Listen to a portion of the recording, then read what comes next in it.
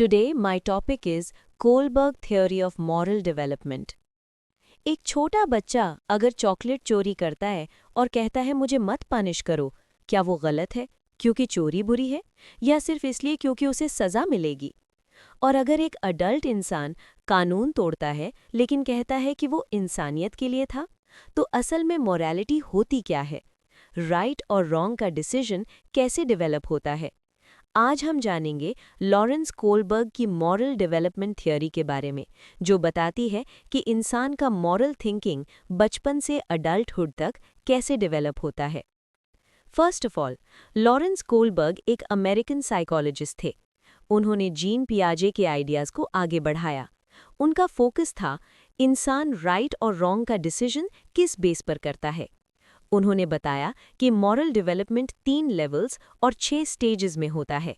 Level 1 pre conventional level, यहाँ morality का base होता है पनिशमेंट और रिवॉर्ड।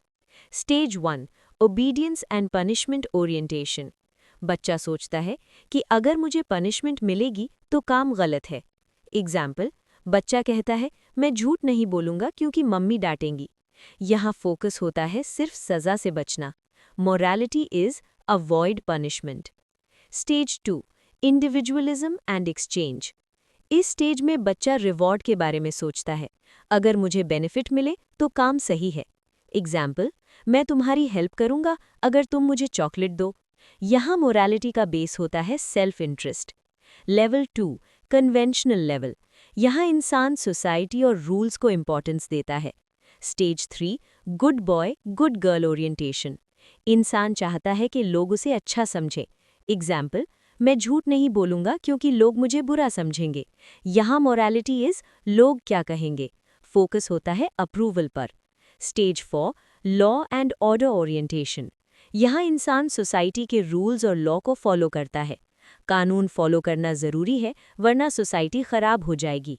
एग्जाम्पल, चोरी गलत है क्योंकि ये कानून के खिलाफ है। Morality is law and social order. Level 3 post conventional level, advanced moral thinking, हर कोई इस लेवल तक नहीं पहुंचता। यहाँ इंसान अपनी वैल्यूज़ और यूनिवर्सल प्रिंसिपल्स पर डिसीजन लेता है। स्टेज 5 सोशल कॉन्ट्रैक्ट ओरिएंटेशन, इंसान समझता है कि लॉज चेंज हो सकते हैं अगर वो अनफेयर हों।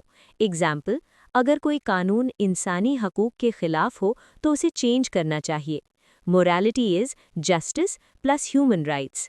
स्टेज 6 यूनिवर्सल एथिकल प्रिंसिपल्स, ये सबसे हाईएस्ट स्टेज है। इंसान अपने इंटरनल प्रिंसिपल्स फॉलो करता है चाहे उसे पनिशमेंट ही क्यों ना मिले। एग्जाम्पल, महात्मा गांधी ने अनजस्ट लॉज के खिलाफ स्ट्रगल किया।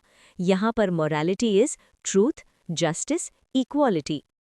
हाइंस डिलेमा, हाइंस डिलेमा एक मॉरल सिचुएशन है जो लॉरेंस कोलबर्ग ने दी थी ताकि मॉरल रीजनिंग को समझा जा सके। सिचुएशन ये है कि एक औरत बहुत बीमार है और मरने वाली है। एक फार्मासिस्ट ने एक दवा बनाई है जो उसे बचा सकती है, लेकिन दवा बहुत महंगी है।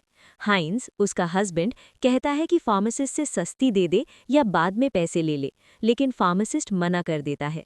अब सवाल ये है, क्या हाइंस को दवा चोरी कर लेनी चाहिए अपनी वाइफ को बचाने के लिए?